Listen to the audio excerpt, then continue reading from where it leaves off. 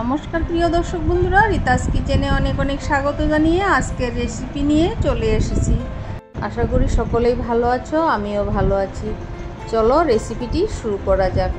আজ আমি পটলের বিদায় বেলায় পটল দিয়ে একটি সুস্বাদু রেসিপি বানাবো। বন্ধুরা সঙ্গে থেকো, ভিডিওটি শুরু থেকে শেষ অবধি দেখার অনুরোধ রইল। কড়াই বসিয়ে সাদা তেল দিয়ে আলু নুন হলুদ দিয়ে ভেজে এবারে ঢেকে দেব। আলুগুলো একদম তুলতুলে করে ভেজে নেব। ঢাকনা খুলে দেখলাম আলুগুলো একদম সেদ্ধ হয়ে গিয়েছে। বন্ধুরা নামিয়ে নিচ্ছি। পটল আলু একসাথে ভাজলে পটলগুলো ভাজা হয়ে যায়, আলুগুলো শক্ত হয়ে থাকে, তার জন্য আলাদা করে ভেজে নিচ্ছি। এবারে টুকরো করে রাখা পটলগুলো একইভাবে নুন হলুদ দিয়ে ঢেকে ঢেকে ভেজে নেব। বন্ধুরা ভিডিওটি স্কিপ না করে শুরু থেকে শেষ অবধি দেখার অনুরোধ রইল। বন্ধুরা আমাকে একটু সাপোর্ট করো, আমি যাতে এগিয়ে যেতে পারি।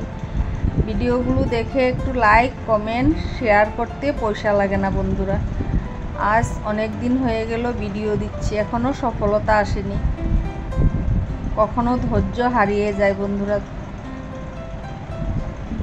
তারপর আবার ভাবি যে আমার তো অনেক ভিউয়ার্স হয়ে গিয়েছে, এখন প্রায় 500-র কাছাকাছি, তাই সবাই তো আমার ভিডিওর অপেক্ষা করে। তার জন্য আবার মনের সাহস জুগিয়ে ভিডিও করতে বসে যাই।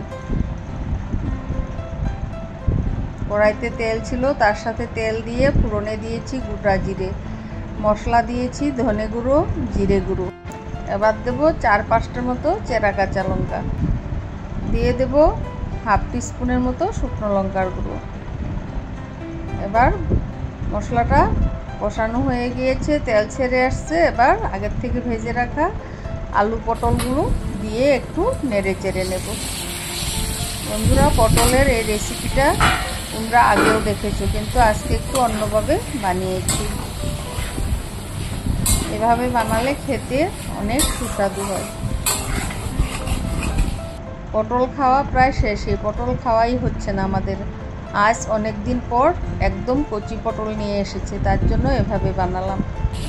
এবারে দিয়ে দিচ্ছি বন্ধুরা 4-5টা কাজু এবং 1/2 টিস্পুনের মতো পোস্ত বেটে দিয়ে একটু নাড়িয়ে চাড়িয়ে ঈষদুষ্ণ জল দিয়ে দিলাম।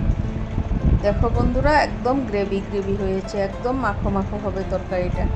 নামানোর আগে 1/2 টিস্পুন গরম মশলা আর 1 টিস্পুন ঘি দিয়ে নামিয়ে নেব।